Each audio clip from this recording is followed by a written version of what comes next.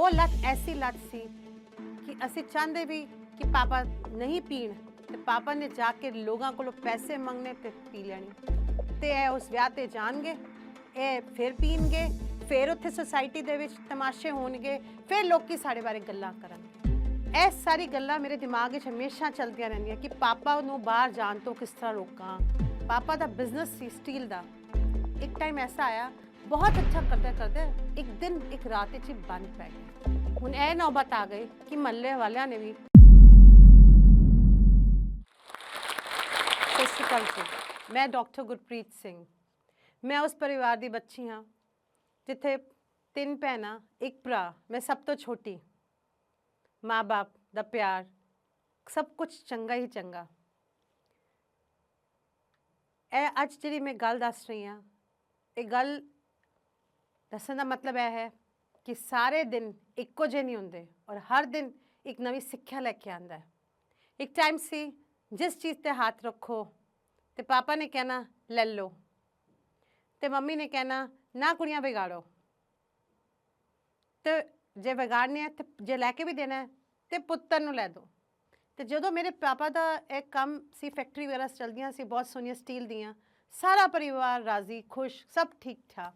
ਤਾਂ ਹੁਣ ਇਹ ਗੱਲ ਹੋਈ ਕਿ ਮੇਰੇ ਜਿਹੜੇ ਪਾਪਾ ਦਾ ਬਿਜ਼ਨਸ ਸੀ ਸਟੀਲ ਦਾ, ਐਸਾ ਹੋਇਆ ਕਿ ਉਹ ਇੱਕ ਟਾਈਮ ਐਸਾ ਆਇਆ, ਬਹੁਤ ਅੱਛਾ ਕਰਦੇ ਕਰਦੇ ਇੱਕ ਦਿਨ ਇੱਕ ਰਾਤ ਵਿੱਚ ਹੀ ਬੰਦ ਪੈ ਗਿਆ।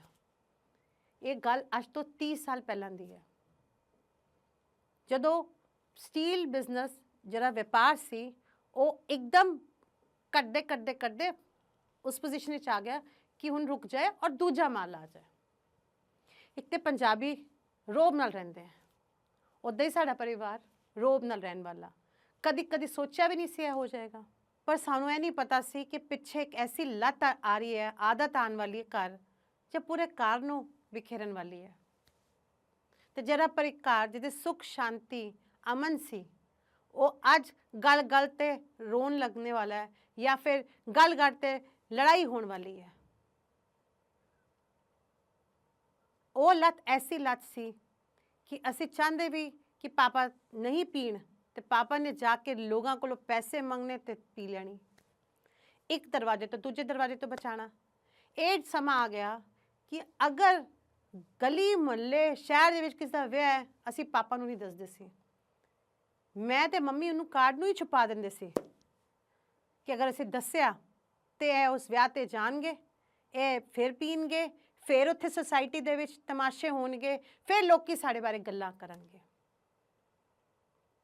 ਇਹ ਸਾਰੀ ਗੱਲਾਂ ਮੇਰੇ ਦਿਮਾਗ ਵਿੱਚ ਹਮੇਸ਼ਾ ਚੱਲਦੀਆਂ ਰਹਿੰਦੀਆਂ ਕਿ ਪਾਪਾ ਨੂੰ ਬਾਹਰ ਜਾਣ ਤੋਂ ਕਿਸ ਤਰ੍ਹਾਂ ਰੋਕਾਂ, ਪਾਪਾ ਇੱਧਰ ਨਾ ਜਾਣ, ਪਾਪਾ ਦਾ ਕੋਈ ਮਖੌਲ ਨਾ ਬਣਾਏ, ਪਾਪਾ ਨਾਲ ਕੋਈ ਮਜ਼ਾਕ ਨਾ ਹੋਏ।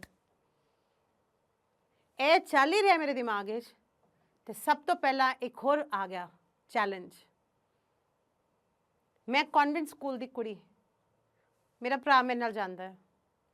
ਹੁਣ ਇਹ ਆ ਗਿਆ ਕਿ ਕਨਵੈਂਟ ਸਕੂਲ ਦੀ ਫੀਸ ਤੇ ਅਸੀਂ ਦੇ ਨਹੀਂ ਸਕਦੇ, ਤੇ ਹੁਣ ਇੱਕ ਹੈ ਜਾਂ ਤੇ ਮੁੰਡਾ ਪੜ੍ਹੇਗਾ ਕਨਵੈਂਟ ਵਿੱਚ ਜਾਂ ਤੇ ਕੁੜੀ ਪੜ੍ਹੇਗੀ ਕਨਵੈਂਟ ਵਿੱਚ, ਜਾਂ ਤੇ ਮੁੰਡਾ ਗਵਰਨਮੈਂਟ ਵਿੱਚ ਜਾਏਗਾ ਤੇ ਕੁੜੀ ਗਵਰਨਮੈਂਟ ਵਿੱਚ ਜਾਏਗੀ। ਉਹੀਓ ਗੱਲ ਸਭ ਨੂੰ ਪਤਾ ਇਹਦਾ ਜਵਾਬ, ਤੇ ਕੁੜੀ ਨੇ ਸਮਝੌਤਾ ਕੀਤਾ, ਗਵਰਨਮੈਂਟ ਸਕੂਲ ਵਿੱਚ ਚਲੀ ਗਈ। ਐਸਾ ਸਕੂਲ ਜਦੋਂ ਕਦੀ ਅਸੀਂ ਨਿਕਲਦੇ ਹੁੰਦੇ ਸੀ, ਅਸੀਂ ਕਹਿੰਦੇ ਸੀ ਇਹ ਸਕੂਲ ਵਿੱਚ ਬੱਚੇ ਪੜ੍ਹਦੇ ਕਿੰਝ ਨੇ। ਇਹ ਕਦੀ ਨਹੀਂ ਸੋਚਿਆ ਸੀ ਕਿ ਮੈਂ ਵੀ ਉਸ ਸਕੂਲ ਦਾ ਹਿੱਸਾ ਬਣਨ ਵਾਲੀ ਹਾਂ। ਇਹ ਕਦੀ ਨਹੀਂ ਸੋਚਿਆ ਸੀ ਕਿ ਉਸ ਸਕੂਲ ਦੇ ਵਿੱਚ ਮੈਂ ਵੀ ਪੜ੍ਹਾਂਗੀ। ਤੇ ਜਿਹੜੀ ਕੁੜੀ ਕਨਵੈਂਟ ਸਕੂਲ ਵਿੱਚ ਪੜ੍ਹਦੇ ਇੰਨਾ ਚੰਗਾ ਕਰ ਰਹੀ ਸੀ, ਉਹ ਗਵਰਨਮੈਂਟ ਵਿੱਚ ਆ ਕੇ ਇੱਕਦਮ ਬੈਠ ਹੀ ਗਈ। ਇੱਕ ਘਰ ਦੇ ਹਾਲਾਤ ਨੇ ਮਾਰਤਾ, ਦੂਜਾ ਜਿਹੜੀ ਕੁੜੀ ਕਨਵੈਂਟ ਵਿੱਚ ਪੜ੍ਹਦੀ ਸੀ ਅੱਜ ਉਹ ਗਵਰਨਮੈਂਟ ਵਿੱਚ ਬੈਠੀ, ਉਹਨੂੰ ਟਾਈਮ ਚਾਹੀਦਾ। ਲੋਕਾਂ ਨੇ ਕਹਿਣਾ ਛੜਾ ਦਿਓ ਪੜ੍ਹਾਈ, ਪਰ ਮੈਂ ਆਪਣੇ ਆਪ ਨੂੰ ਕਿਹਾ ਨਹੀਂ, ਪੜ੍ਹਾਈ ਤੇ ਮੈਂ ਛੱਡਾਂਗੀ ਨਹੀਂ, ਚਾਹੇ ਮੈਨੂੰ ਕਨਵੈਂਟ ਵਿੱਚ ਪੜ੍ਹਾਓ ਤੇ ਚਾਹੇ ਮੈਨੂੰ ਗਵਰਨਮੈਂਟ ਵਿੱਚ ਪੜ੍ਹਾਓ, ਪੜ੍ਹਨਾ ਤੇ ਮੈਂ ਪੜ੍ਹਨਾ। ਮੈਂ ਵੀ ਫਿਰ ਠਾਣ ਹੀ ਲਿੱਤੀ ਕਿ ਕਨਵੈਂਟ ਨਹੀਂ ਤੇ ਕੋਈ ਗੱਲ ਨਹੀਂ, ਗਵਰਨਮੈਂਟ ਵਿੱਚ ਵੀ ਪੜ੍ਹਾਈ, ਜਿੱਥੇ ਹਜ਼ਾਰੋਂ ਬੱਚੇ ਪੜ੍ਹ ਰਹੇ ਉੱਥੇ ਮੈਂ ਵੀ ਪੜ੍ਹ ਲਾਂਗੀ। ਇਹ ਸੁਸਾਇਟੀ ਐਸੀ ਚੀਜ਼ ਹੈ ਜੀ, ਤੁਸੀਂ ਚਾਹ ਕੇ ਵੀ ਇੱਥੋਂ ਛੁਟਕਾਰਾ ਨਹੀਂ ਪਾ ਸਕਦੇ। ਮੈਨੂੰ ਬੜੀ ਗੱਲਾਂ ਯਾਦ ਆ ਜਾਂਦੀਆਂ ਨੇ ਜਦੋਂ ਮੈਂ ਸੋਚਣੀ ਮੈਂ ਸਕੂਲ ਵਿੱਚ ਜਾਂਦੀ ਸੀ ਤੇ ਕਹਿੰਦੇ ਸੀ वहाँ नहीं, कॉन्वेंट में तो कुछ कर नहीं पाई, यहाँ आके क्या करेगी? क्योंकि वो लोग की मन के राजी नहीं ना जी। उदम तो लगता है फेल हो गई होएगी, पढ़ने ठीक नहीं होएगी, तभी गवर्नमेंट चाहिए। किसी ਨੂੰ ਹਾਲਾਤ ਥੋੜਾ ਨਾ ਪਤਾ ਪਿੱਛੇ ਕਿਸ ਪਰਿਵਾਰ ਤੋਂ ਆਈ ਹੈ, ਕੀ ਹੋਇਆ। ਹੁਣ ਘਰ ਆਓ ਤੇ ਦੇਖੋ ਕਿ ਪਾਪਾ ਬਾਹਰ ਤੇ ਨਹੀਂ ਗਏ, ਪਾਪਾ ਨੇ ਐ ਤੇ ਨਹੀਂ ਕੀਤਾ, ਮੰਮੀ ਦੀ ਲੜਾਈ ਤੇ ਨਹੀਂ ਹੋਈ। ਇਸ ਤੋਂ ਬਾਅਦ ਕਿ ਮੈਂ ਕੀ ਕਰ ਸਕਦੀ ਹਾਂ ਆਪਣੇ ਮਾਂ-ਬਾਪ ਵਾਸਤੇ, ਪਰਿਵਾਰ ਵਾਸਤੇ। ਜਿਵੇਂ ਜਿਵੇਂ ਜਿਵੇਂ ਮੈਂ ਮਿਹਨਤ ਕਰਦੀ ਗਈ, ਪੜ੍ਹਦੀ ਔਰ ਪੜ੍ਹਾਉਂਦੀ ਗਈ, ਉਵੇਂ ਉਵੇਂ ਮੇਰੇ ਪਾਪਾ ਦੀ ਜਿਹੜੀ ਲੱਤ ਸੀ ਉਹ ਵੱਧਦੀ ਗਈ। ਹੁਣ ਇਹ ਨੌਬਤ ਆ ਗਈ ਕਿ ਮਹੱਲੇ ਵਾਲਿਆਂ ਨੇ ਵੀ ਤਮਾਸ਼ਾ ਬਣਾਉਣਾ ਸ਼ੁਰੂ ਕਰਤਾ। ਮੈਨੂੰ ਅੱਜ ਵੀ ਯਾਦ ਹੈ, ਮੈਂ ਸਕੂਲੋਂ ਆ ਰਹੀ ਸੀ, ਮੈਂ ਰਿਕਸ਼ੇ ਤੇ ਨਹੀਂ ਪਹਿਚਾਨਿਆ ਕੌਣ ਬੈਠਾ ਹੈ, ਪਰ ਮੈਂ ਦੇਖਿਆ ਰਿਕਸ਼ੇ ਵਾਲੇ ਦੇ ਵਾਲੇ ਜਿਹੜਾ ਬੰਦਾ ਬੈਠਾ ਉਹਦਾ ਜਲੂਸ ਨਿਕਲ ਰਿਹਾ ਹੈ। 5-6 ਘਰ ਦੇ ਬਾਹਰ ਆਦਮੀ ਖਲੋਤੇ ਹੈ, ਆਪਣੇ ਆਪਣੇ ਘਰਾਂ ਦੇ ਬਾਹਰ। ਉਹ ਕਦੇ ਰਿਕਸ਼ੇ ਵਾਲੇ ਨੂੰ ਕਹਿ ਰਹੇ ਇੱਧਰ ਵਾਲਾ ਘਰ ਹੈ ਇਹਨਾਂ ਦਾ, ਇੱਥੇ ਉਤਾਰ ਦਿਓ, ਤੇ ਇੱਧਰ ਪਹੁੰਚਣ ਤੇ ਉੱਧਰ ਵਾਲਾ ਘਰ ਹੈ ਉੱਥੇ ਉਤਾਰ ਦੇਣ, ਤੇ ਤੀਜਾ ਵਾਲਾ ਘਰ ਹੈ ਉੱਥੇ ਉਤਾਰ ਦੇਣ। ਇੰਜ ਬਣਿਆ ਮੇਰੇ ਪਾਪਾ ਦਾ ਜਲੂਸ। ਫਿਰ ਕਾਲਜ ਵਿੱਚ ਪਹੁੰਚੇ, ਕਾਲਜ ਦੇ ਵਿੱਚ ਟਿਊਸ਼ਨਸ, ਪੀਜੀ ਕਰ ਕਰਕੇ ਆਪਣੇ ਆਪ ਨੂੰ, ਆਪਣੇ ਮਾਂ-ਬਾਪ ਨੂੰ, ਪਰਿਵਾਰ ਸਭ ਖੜਾ ਹੋਣਾ ਸ਼ੁਰੂ ਹੋ ਗਿਆ। ਲੱਗਿਆ ਕਿ ਜਿਸ ਤਰ੍ਹਾਂ ਚਲੋ ਠੀਕ ਹੈ। ਅਸਲੀ ਤੇ ਰੱਬ ਨੇ ਮਿਹਰ ਕੀਤੀ। ਜਦੋਂ ਮੈਂ ਪੋਸਟ ਗ੍ਰੈਜੂਏਸ਼ਨ ਵਿੱਚ ਪਹੁੰਚੀ ਤੇ ਮੇਰੇ ਪਾਪਾ ਨੇ ਮੈਨੂੰ ਇੱਕ ਦਿਨ ਆ ਕੇ ਬੋਲਿਆ, ਮੈਨੂੰ ਬਚਾ ਲੈ, ਮੈਨੂੰ ਇਸ ਐਡਿਕਸ਼ਨ ਤੋਂ ਨਿਕਾਲ ਦੇ ਬਾਹਰ।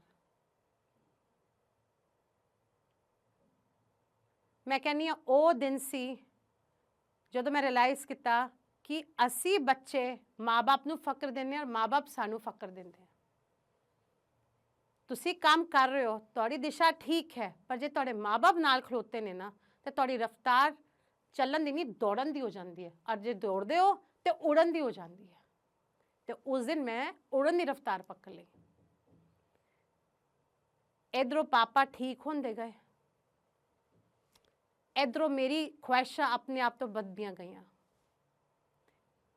ਤੇ ਮੈਨੂੰ ਲੱਗਿਆ ਕਿ ਮੈਂ ਜ਼ਿੰਦਗੀ 'ਚ ਅਗਰ ਵੱਧਦੀ ਅੱਗੇ ਬਹੁਤ, ਤੇ ਮੈਂ ਆਪਣਾ ਵੱਡਾ ਸਕੂਲ ਖੋਲਾਂਗੀ 12ਵੀਂ ਦਾ। ਜਦੋਂ ਅਸੀਂ ਖਾਬ ਲੈਂਦੇ ਹਾਂ ਨਾ, ਅਸੀਂ ਤਦ ਕੀਮਤ ਨਹੀਂ ਦੇਖਦੇ, ਪਰ ਜਦੋਂ ਅਸੀਂ ਖਾਬਾਂ ਦੇ ਉੱਤੇ ਚੱਲਣਾ ਸ਼ੁਰੂ ਕਰਨੇ ਆ, ਪਕੜਨਾ ਸ਼ੁਰੂ ਕਰਨੇ ਆ, ਕੀਮਤ ਸਾਨੂੰ ਤਦ ਪਤਾ ਚੱਲਦੀ ਹੈ।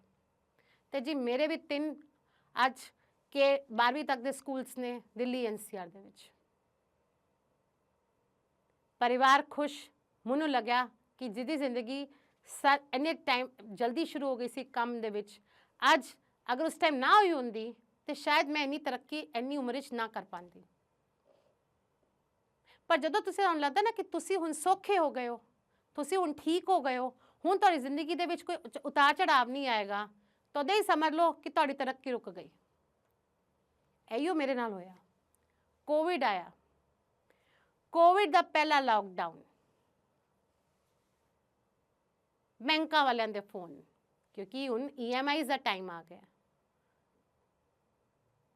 ਤਨਖਾਹ ਦੇਣ ਦਾ ਫੋਨ, ਤਨਖਾਹਾਂ ਦੇਣੀਆਂ ਹੈ। ਜਿਹੜੀ ਬਿਲਡਿੰਗਾਂ ਅਸੀਂ ਖੜੀ ਕੀਤੀਆਂ ਨੇ ਉਹਨਾਂ ਦੀ ਵੀ ਕੀਮਤ ਹੈ। ਤੇ ਜਿਹੜੀ ਔਰਤ ਕੱਲੀ ਚਲਦੀ ਹੈ, ਉਹ ਕਈ ਵਾਰੀ ਕੰਮ ਕਰਦੇ ਕਰਦੇ ਕਰਦੇ ਕਰਦੇ ਕਰਦੇ ਕਰਦੇ ਕਿਧਰੇ ਨਾ ਕਿਧਰੇ ਕੋਈ ਨਾ ਕੋਈ ਚੀਜ਼ ਨੂੰ ਛੱਡ ਦਿੰਦੀ ਹੈ। ਕਿਉਂਕਿ ਪਹਿਲੀ ਗੱਲ ਮੰਨ ਕੇ ਚੱਲੋ ਕੰਮ ਵੇਲੇ, ਕੰਮ ਕਰਦੇ ਵਕਤ, ਕਿ ਤੁਸੀਂ ਪਰਫੈਕਟ ਨਹੀਂ ਹੋ। ਤੇ ਤੁਸੀਂ ਅਗਰ ਪਰਫੈਕਟ ਨਹੀਂ ਹੋ ਤਾਂ ਗਲਤੀ ਹੋ ਸਕਦੀ ਹੈ। ਤਿਆਰੀ ਕਰਕੇ ਰੱਖੋ। ਜੇ ਤਿਆਰੀ ਮੇਰੇ ਪਾਪਾ ਨੇ ਕੀਤੀ ਹੁੰਦੀ ਸ਼ਾਇਦ ਉਹ ਐਡਿਕਸ਼ਨ ਨਹੀਂ ਆਉਂਦੀ। ਤੇ ਉਹ ਗਲਤੀ 2020 ਦੇ ਵਿੱਚ ਮੇਰੇ ਕੋਲ ਵੀ ਹੋ ਗਈ। ਮੈਂ ਤਿਆਰੀ ਨਹੀਂ ਕੀਤੀ ਕਿ ਕਦੀ ਡਿਜ਼ਾਸਟਰ ਆ ਗਿਆ ਤੇ ਮੇਰੀ ਜਿਹੜੀ ਇੰਨੀ ਇੱਥੇ ਤੱਕ ਮੈਂ ਲੈ ਕੇ ਆਈ ਆਪਣੇ ਕੰਮ ਨੂੰ, ਇਹਦਾ ਬੈਕਅਪ ਕੀ ਹੈ। ਪਹਿਲੇ ਲਾਕਡਾਊਨ ਦੇ ਵਿੱਚ ਮੈਂ 3 ਮਹੀਨੇ ਆਪਣੇ ਆਪ ਨੂੰ ਕਮਰੇ 'ਚ ਬੰਦ ਰੱਖਿਆ। ਤੇ ਜਿਹੜੀ ਔਰਤ ਇਹ ਸੋਚਦੀ ਸੀ ਨਾ ਕਿ ਮੈਂਟਲ ਹੈਲਥ ਇਹ ਲੋਕੀ ਐਵੇਂ ਕਹਿੰਦੇ ਹੈ ਕਿ ਬਈ ਅਟੈਂਸ਼ਨ ਵਾਸਤੇ ਕਹਿੰਦੇ ਹੈ, ਕਿ ਲੋਕਾਂ ਨੂੰ ਲੱਗਦਾ ਕਿ ਆਹ ਹੈ ਵਿਚਾਰੀ ਹੈ, ਇਸ ਕਾਰਨ ਕਹਿੰਦੇ। ਮੈਂ ਕਹਿੰਦੀ ਸੀ ਇਸ ਦੀ ਕੋਈ ਗੱਲ ਹੁੰਦੀ ਨਹੀਂ। ਤੇ 3 ਮਹੀਨੇ ਜਦੋਂ ਮੈਂ ਬੰਦ ਰਹੀ ਤੇ ਮੈਂ ਸੋਚਿਆ ਆਪਣੀ ਜ਼ਿੰਦਗੀ ਦੇ ਬਾਰੇ, ਮੈਂ ਕੀਤਾ ਕੀ ਹੈ, ਮੈਂ ਸਹੀ ਕੀਤੇ ਫੈਸਲੇ, ਮੈਂ ਕਿਧਰੇ ਮੁੜੀ ਤੇ ਨਹੀਂ, ਮੇਰੇ ਤੋਂ ਕੋਈ ਗਲਤੀ ਤੇ ਨਹੀਂ ਹੋ ਗਈ। ਤੇ ਮੈਨੂੰ ਸਭ ਤੋਂ ਪਹਿਲੇ ਲੱਗਿਆ ਕਿ ਗਲਤੀ ਮੈਂ ਤਾਂ ਸ਼ੁਰੂ ਤੋਂ ਹੀ ਗਲਤੀ ਕੀਤੀ ਹੈ। ਕਿਉਂਕਿ ਜਦੋਂ ਤੁਹਾਡਾ ਮਾਹੌਲ ਸਹੀ ਨਹੀਂ ਹੁੰਦਾ ਨਾ, ਤੁਸੀਂ ਜਦੋਂ ਆਪਣੇ ਨਾਲ ਗੱਲ ਕਰਦੇ ਹੋ ਨਾ, ਉਸ ਦਿਨ ਲੱਗਦਾ ਹੈ ਕਿ ਤੁਸੀਂ ਆਪਣੇ ਦੇ ਸਭ ਤੋਂ ਵੱਡੇ ਦੁਸ਼ਮਣ ਹੋ। ਪਰ ਇਹ ਸੋਚ ਬਿਲਕੁਲ ਗਲਤ ਹੈ।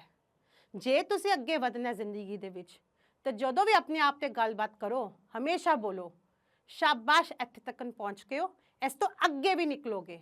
ਪਰ ਅਸੀਂ ਕਹਿੰਦੇ ਹਾਂ ਕਿੱਤਾ ਕੀ ਸਾਰੀ ਜ਼ਿੰਦਗੀ ਕਰਜ਼ਿਆਂ 'ਚ ਹੀ ਰਹੇ। 2020 ਦੇ ਵਿੱਚ ਮੈਨੂੰ ਯਾਦ ਆਇਆ 1990 ਵਾਲਾ ਦੌਰ। ਮੈਨੂੰ ਯਾਦ ਆਇਆ ਕਿ 1985 'ਚ ਕੀ ਹੋਇਆ ਸੀ ਘਰ, ਮੇਰੇ ਪਾਪਾ ਦੇ ਉੱਤੇ ਕੀ ਬੀਤ ਰਹੀ ਸੀ, ਉਹ ਕਿਉਂ ਐਡਿਕਸ਼ਨ ਵਿੱਚ ਗਏ, ਐਸੀ ਕਿਆ ਮਜਬੂਰੀ ਸੀ ਜੋ ਉਹ ਸਾਨੂੰ ਨਹੀਂ ਦੱਸ ਪਾ ਰਹੇ ਸੀ। ਐਸੀ ਕਿਆ ਮਜਬੂਰੀ ਸੀ ਕਿ ਉਹਨਾਂ ਨੂੰ ਮੇਰੇ ਖਾਪ ਯਾਨੀ ਕਿ ਆਪਣੀ ਫੈਕਟਰੀ ਵੇਚਣੀ ਪਈ। ਐਸੀ ਕਿਆ ਕਿਉਂ ਹੋਇਆ ਇਸ ਤਰ੍ਹਾਂ। ऐसा लगे कि 25-30 साल जिंदगी दे घूम के सामने आया है, सारी चीज़ें इत्थे रुक गई हैं।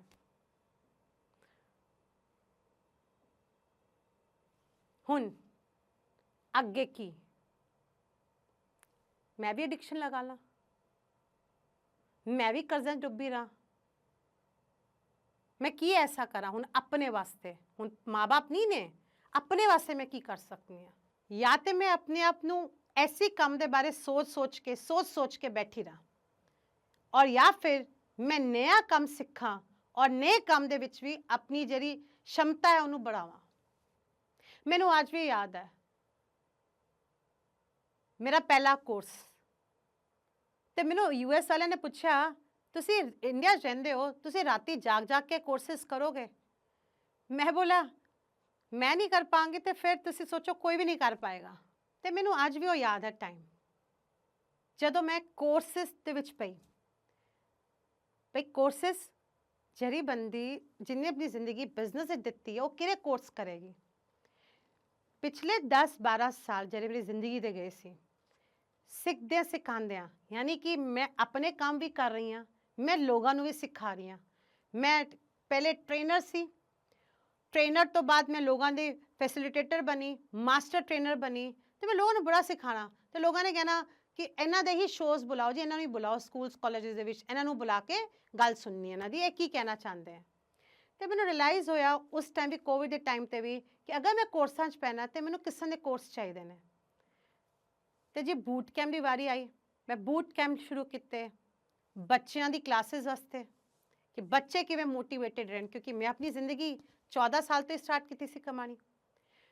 लोगों वास्ते कि होर की कर सकते अपनी जिंदगी अपनी क्षमताओं को किस वधा सकते हैं, सरकार की किहड़ी योजना ने ताकि वो ਜਿਹੜੇ जवान बच्चे घर बैठे ने उन्होंने कोर्सिस करा सकन, उन्होंने स्किल करा सकन ते अगे भेज सकन। तो मैं वो कोर्सिस किते, मैं सरकार दे टारगेट्स लिते ताकि मैं बच्चों की मदद कर सकां, जवान बच्चों अगे वधा सकां, काम कर सकां।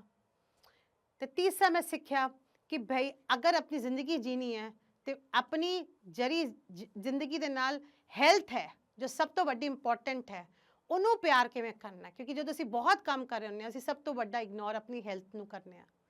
तो मैं सीखा कोर्सिस दे विच किस तरह असीं डाइट नूं हैल्दी लाइफ स्टाइल नूं बैलेंस कर सकते हैं तो अगे लाइफ नूं वधा सकते हैं। इन्हीं कोर्सिस दे विच मैनूं एक ऑथर ने भी बोला कि आप हमारे साथ काम कर लो। तो जरे बंदा घर इंडिया दे विच रह के इन्ना चंगा काम कर रहा है, उन्होंने बाहर विदेश तो कॉल आती है, तो सोचो वो दिन मेरी जिंदगी का किस तरह का दिन होएगा जिसने सोच ही लिता सी कि काम तो बंद ही हो गए, कोविड ते जाना नहीं है, स्कूल खुलने नहीं है, काम होने नहीं है। तो जो मैनू कॉल आया मैनू लग्या कि अज भी चीज़ां ने अंदर साडे, असी अपनी क्षमताओं नूं वधांदे नहीं आ। अगर असी एक काम विच पै जाने असी सोचने इहदे नाल ही पूरी जिंदगी रोटी चलूगी साडी, असी उहदे विच खुश रहने। और मैं पाया कि अगर मैं अपने आप नूं वो कोर्सिस ना पाया होंदा तो लोगों नूं मेरी वुकत किवें पता चलदी। हुण जे मैं छोटी जी एग्जाम्पल दिन्नी आ, हुण अगर असी सोचीए कि असी अपने कमरे दे विच बैठ के की करने आ, गल्लां सोचने आ, 5 साल बाद असी ए गड्डी ले लांगे, एक घर ले लांगे, ये पंजाबियों की टौर है जी, वड्डा घर ले लांगे, बच्चे इत्थे पढ़ा लांगे, विदेशों पढ़ा लांगे, पर एक्शन की लैने जमीन बेचते हैं। ਜੇ ਅਗਰ ਅਸੀਂ ਵਿਵਸਾਏ ਕਰੀਏ ਔਰ ਉਹਨਾਂ ਨੂੰ ਇੱਥੇ ਹੀ ਜੀਵਨ ਕਾਰਜਸ਼ਾਲਾ ਦਾ ਕੁਝ ਦਈਏ ਤਾਂ ਉਹ ਇੱਥੇ ਹੀ ਰਹਿ ਜਾਣਗੇ ਔਰ ਉਹ ਕੰਮ ਕਰਨਗੇ। ਤੇ ਮੈਨੂੰ ਇਹ ਲੱਗਦਾ ਹੈ ਇਸ ਜੋਸ਼ ਟਾਕ ਦੇ ਥਰੂ ਕਿ ਭਾਈ ਜਿਹੜਾ ਵੀ ਕੰਮ ਕਰੋ ਥੋੜਾ ਥੋੜਾ ਕਰਕੇ ਕਰੋ, ਪਰ ਉਹਨੂੰ ਨਿਰੰਤਰ ਬਣਾਉਣ ਦੀ ਕੋਸ਼ਿਸ਼ ਕਰੋ। ਥੈਂਕ ਯੂ ਤੇ ਸਤਿ ਸ਼੍ਰੀ ਅਕਾਲ। ਇਸ ਵੀਡੀਓ ਬਾਰੇ ਆਪਣੀ ਰਾਏ ਕਮੈਂਟ ਸੈਕਸ਼ਨ ਵਿੱਚ ਸਾਨੂੰ ਦੱਸੋ ਅਤੇ ਆਪਣੇ ਮਿੱਤਰਾਂ ਨਾਲ ਇਹ ਵੀਡੀਓ ਸ਼ੇਅਰ ਕਰਨਾ ਨਾ ਭੁੱਲਿਓ।